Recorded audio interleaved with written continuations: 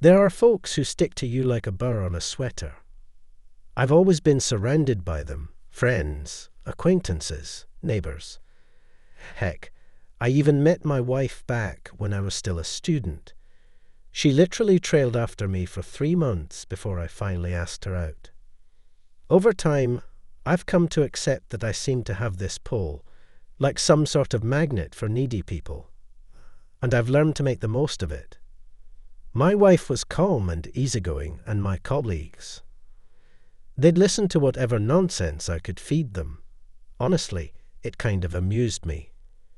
Among my friends, I was always seen as the big shot, despite not being all that remarkable, if I'm being honest. Turns out, being the charismatic one in a group of insecure people is easier than I ever expected. Over the years, I grew so confident that when I found out about my wife's affair, I initially thought it was some sick joke. I even laughed about it. But, as it turns out, I shouldn't have. We lived in an ordinary dwelling, a typical rented apartment, peeling wallpaper, a couple of cockroaches in the bathroom. But it was cheap and not far from work. A calm wife, delicious food on the table. The only thing that really disturbed the peace was the annoying neighbor. This guy lived downstairs.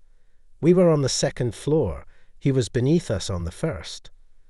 Lonely, always a bit tipsy, he would often be found smoking on his balcony. And every time my wife hung laundry, he'd grumble about how the smoke from his cigarette dripped on it. Under his watchful eye, I would go off to work and come back home. At first, his comments were a real pain, but eventually, we got used to it and stopped even noticing his little rants. One morning, as I was getting ready for work, I broke my usual routine. Passing by the balcony, I unexpectedly greeted my neighbor. He squinted at me, took a long drag on his cigarette, and then shouted, "Come back in an hour, buddy. Your loyal wife just needs a little company." I took a few steps before the meaning of his words fully registered. Bad joke, huh? Not a joke, buddy. There's a guy who comes by your place on Tuesdays for tea. He's big, drives a fancy car. And on Thursdays, it's a skinny guy. Today's Thursday.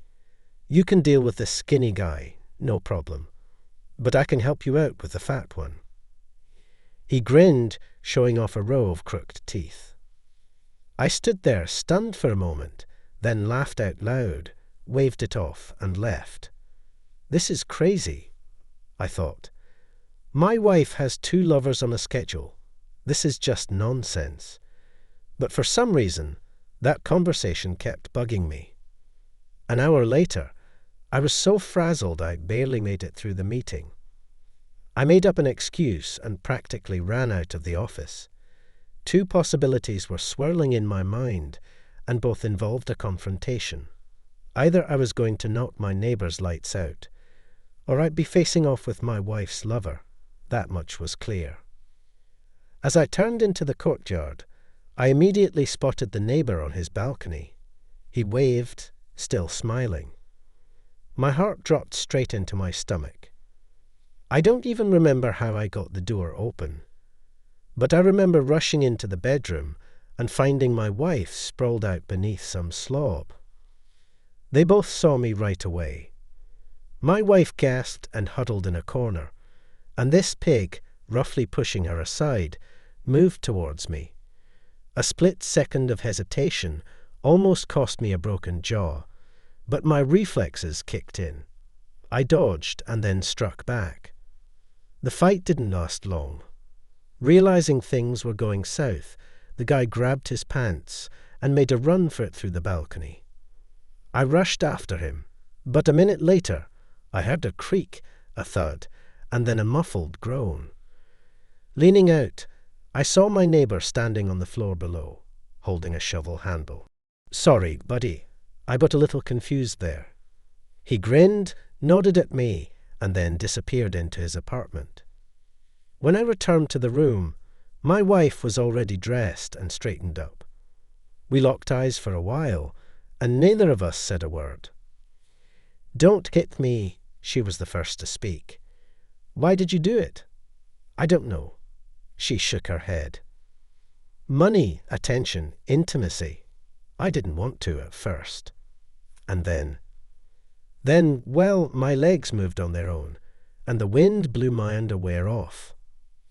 I spat in disgust. My wife didn't even blink at my reaction. From that day on, my annoying neighbor turned into a good friend, and I finally broke up with my wife, who cheated on me on a schedule. Sometimes a happy ending is not just a happily ever after. Sometimes it's just about getting rid of the wife who cuckolded you and finding a decent friend along the way.